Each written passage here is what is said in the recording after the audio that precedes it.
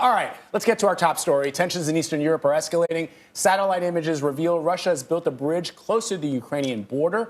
Other pictures appear to show Moscow is establishing field hospitals in Belarus. Charlie D'Agata is in Ukraine on the ground for us. Charlie, good morning. Good morning to you, Vlad. Further escalations to report overnight. There have been skirmishes between Russian separatists and the Ukrainian military. They're reporting 29 ceasefire violations in the past 24 hours, which is why the message to Americans here in Ukraine has never been clearer. Get out now before hostilities start, warns top U.S. diplomat Christina Kvien. The situation could worsen very quickly, and we're very worried about that and are urging all Americans to leave the country now.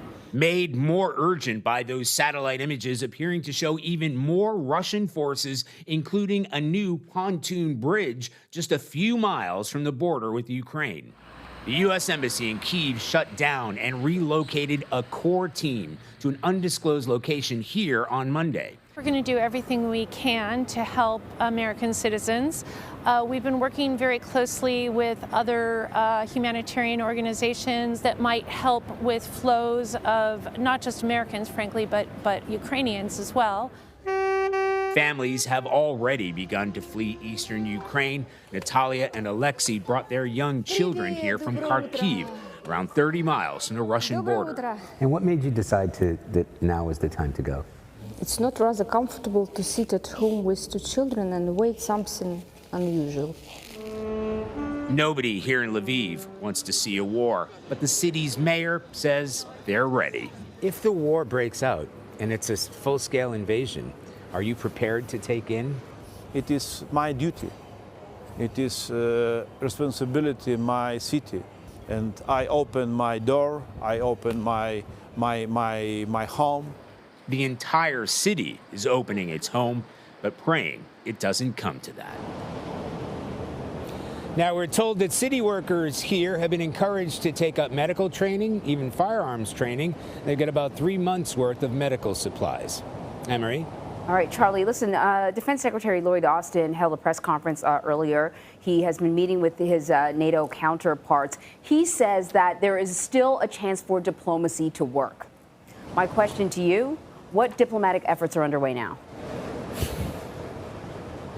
There's still a chance for diplomacy to work. You know, both sides are talking about that, both Russia and NATO partners. However, at the same time, the Defense Secretary commented about these skirmishes that are taking place, the shelling that's taking place. It's deeply concerning. And this is what many people were worried about would be outlined as a pretext for a wider conflict, you know, Russians supporting these Russian separatists. At the same time, Ukraine will say, well, Russian separatists doesn't exactly mean Russia itself. So they're keeping a close eye on what's going on there. But he's not only meeting with NATO partners today in the meetings there, but he'll also be traveling to NATO states. And this is all about reassurance.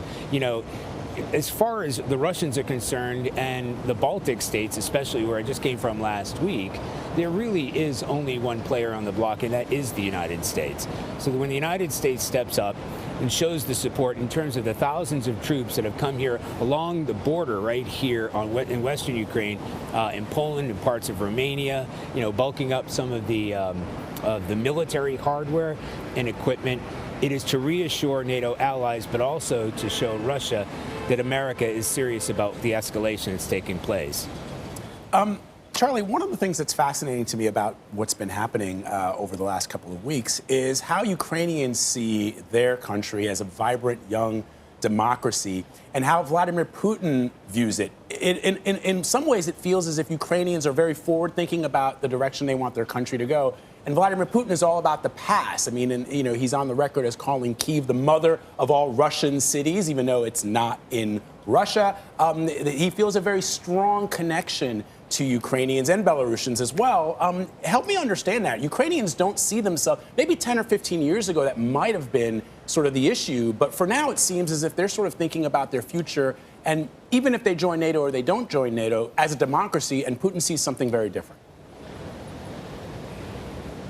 Yeah, Vlad, that's exactly right. And especially here in Western Ukraine, you really do sense that. I mean, this feels like part of Europe. In the past, it has been part of Europe. And many Ukrainians identify themselves as such. Western-leaning, forward-thinking. They have a deep resentment of Russia. They have a fear of Russia. And we do have to wind the clock back, not as far as President Putin is winding the clock back and trying to make Ukraine part of this old Soviet empire, and even further back, part of Russia, as he would state it. Is back in 2014 when the skirmishes started in that Donbass region. There are some pro-Russian separatists there. Spent many years there covering the conflict there. There are some people who do align with Russia right along that border. However, the vast majority of Ukrainians identify with the West. And to their mind, they believe that they have every right to join NATO.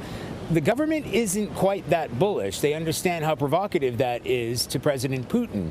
President Putin does not want to have a country of this size and this influence right along the Russian border. That's not to say there aren't NATO countries along the Russian border. If you look at Estonia or Latvia or Lithuania to a lesser degree, if you want to include Belarus in that whole jigsaw, NATO partners are right up against Russian territory. Here in Ukraine, it has become much more of a flashpoint. And, people are concerned. There's no panic buying. People, especially here in Western Ukraine, there's no sense that a war is imminent, but they're seeing what's going on. They see the troop buildup there. When I spoke to the mayor here yesterday, it says, it seems like a turf war is going on between the United States and the West and Russia, and it's all being played out on the battlefields in Ukraine. All right, Charlie, thank you.